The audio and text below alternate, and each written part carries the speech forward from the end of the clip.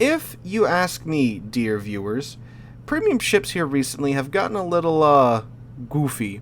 It seems that every new premium that gets announced or released has to have some type of goofy gimmick that's over the top, some type of consumable or alternative firing mode that stands out and above the rest of the crowd, or they have to have some type of ridiculous characteristic about them. Either they're incredibly fast or super stealthy, beyond what you would normally see in like a tech line or something like that. And of course, the devs want to do that because they, need to entice you to buy these premium ships. But the ship we're talking about today is, in my opinion, exactly what a premium should be. It's a perfect premium ship in my mind, and it's quite old. And of course, that ship is the one you're seeing on screen right now, the Alabama, the Tier 8 premium American battleship. And the Alabama is, pretty on par with what we see of older, not only older premium ships, but older tech line ships as well.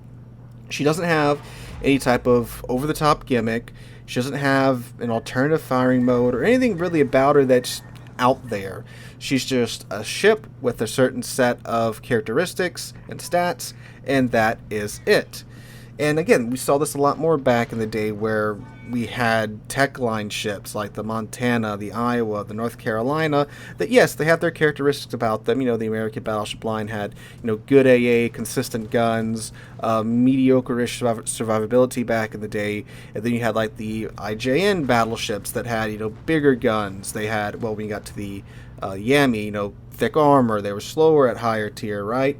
And they were more made to be played at long range, So you had characteristics and such back in the day, rather than building entire lines around gimmicks, as we see more and more so happening today. But yeah, the Alabama released back in 2017, quite an old premium ship, and she definitely has held up over the years for sure in my mind, and we're going to get into that, right now.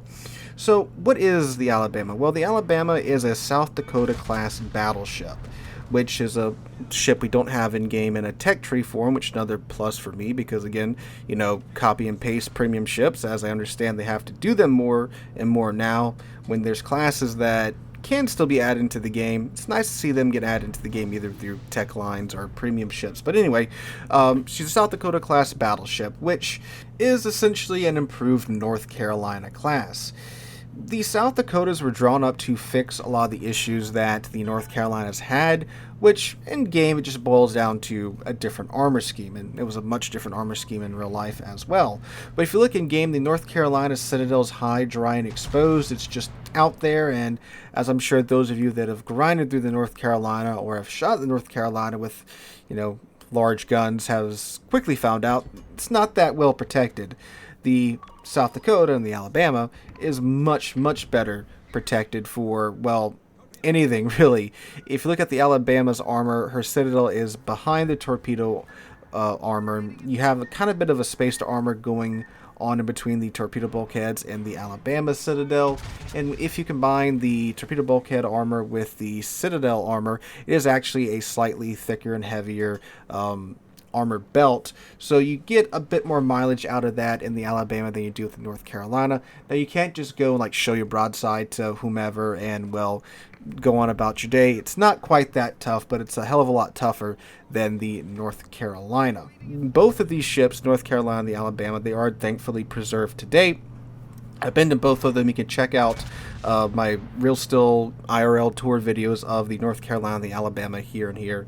I'll have those pop up on screen if you want to see them. The other cool thing about the Alabama too is that you can visit her in real life in Mobile, and then you go home and play her in World of Warships. So because she is a post-naval treaty battleship, she is much more survivable than the North Carolina. Now, that is compensated by the fact that she has a lower Sigma rating than the North Carolina.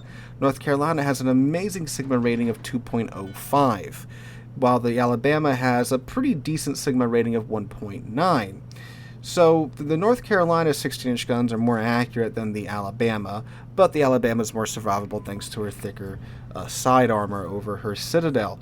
So the Alabama, while yes, her guns are less accurate, you can play her more comfortably at mid-range, and you still have 9 16-inch guns, which still, we're talking about Family Guy Stewie, which still very much can hurt when they do connect. But I'm not going to lie, the dispersion can be very frustrating at times, but again, having 9 16-inch guns on a tanky Tier 8 battleship, there has to be compromises somewhere, right, in order for game balance.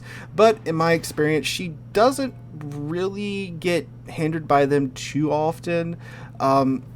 She still has the American Battleship dispersion ellipse, so the dispersion, while it can be a little all over the place at times, it's still consistently all over the place at times, if you get what I'm saying. So when you get used to the dispersion of the Alabama and you have a general idea of what the guns are going to do, you can very much make them work and get them to connect on target once you get used to that. So she's got that going for her. She's tanky and has 16-inch guns.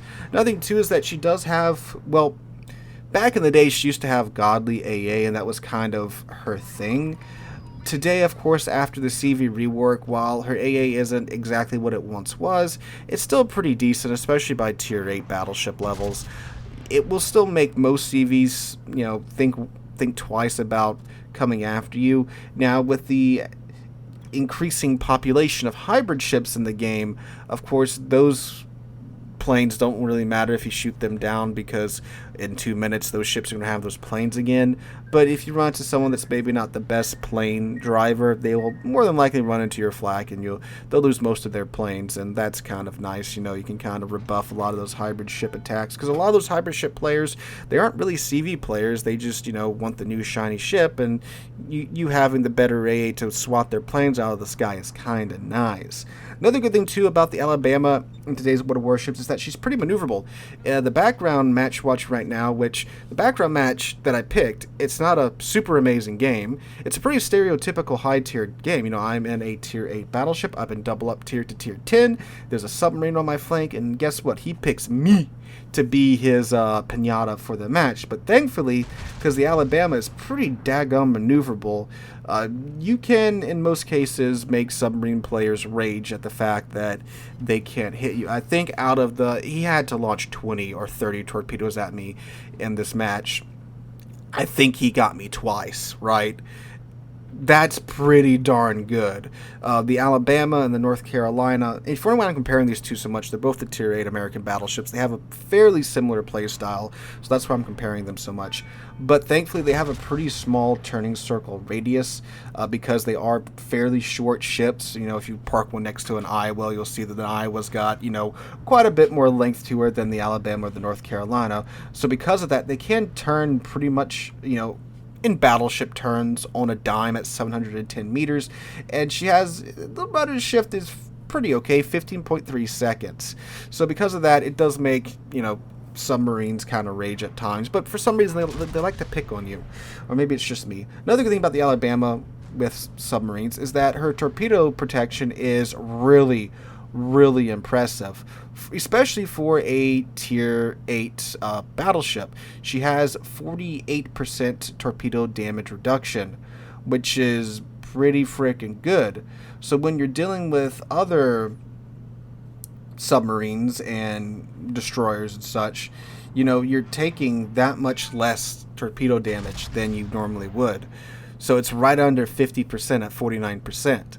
It's pretty nice, especially again with the number of submarines in the game today. So even if they do hit you, if you manage to get them to hit your torpedo protection, well, they're doing half of the damage that they really should. And she still gets the American Damage Con, the long duration American Damage Con, to help her survivability out as well. So that nice 20-second runtime with that damage con, so no fires, no floods can get set on you when that's running. So you can see how, the great torpedo protection, the nice maneuverability, the improved belt armor that you get over the North Carolina, how this is a very comfortable ship to play at Tier 8 at medium-ish range. Now, of course, the main battery guns, they are the 45 caliber 16-inch guns, so the shells, again, like the North Carolina shells, they do kind of take, 2 business days to get to the target, but you still get that Mark 8 super heavy AP, so they do hit quite hard when they do get to the target, and another reason why you should definitely be playing the ship at medium-ish range. What's medium-ish range? 16-ish kilometers in is where the Alabama does well. You can't get the Massachusetts anymore, of course, so not exactly, you know, the knife fighting between the two sisters, but definitely at medium range, the ship still does decently well. Another good thing, too, about those 16-inch guns being a Tier 8 battleship is that you will, of course, get up-tiered a lot, but you have 16-inch guns. So when you see Tier 9 and Tier 10 ships, you can still kind of hang in there at the gun caliber.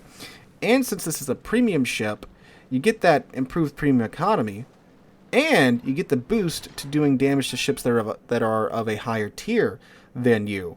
So you get essentially a 10% boost to your economic income when you do damage to a ship that's 1 tier higher than you. When the ship's 2 tiers higher than you, you get a 20% boost. So yeah, while you might not be, you know, absolutely deleting tier 9 and tier 10 ships, you're still chunking them for a pretty good bit, and you're getting that good economic income on top of that. So even in matches like the one you're seeing in the background, which again, it's a very passive tier 10 game, I don't really get to do too much, but since I was fighting Wisconsin and some other higher tier ships on my side, I still clear over 1 million credits by the end of this match with the Alabama. So yeah, the ship is a really good premium ship for the economic income potential. And the American tech line is absolutely massive. The tech tree is huge, right? So this is a perfect American commander trainer. I was going to say battleship trainer, but it doesn't really matter anymore because, you know, everyone's got their various class slots, so you don't really have to do that anymore. But yeah, she's a great American commander trainer. So why haven't you picked it up already? Now, obviously, I'm not saying you should go out and buy this right now, but if you do like American battleships, I would highly recommend picking up the Alabama. She's a perfect premium in my eyes. She's managed to stood the test of time for 7 years, fellas.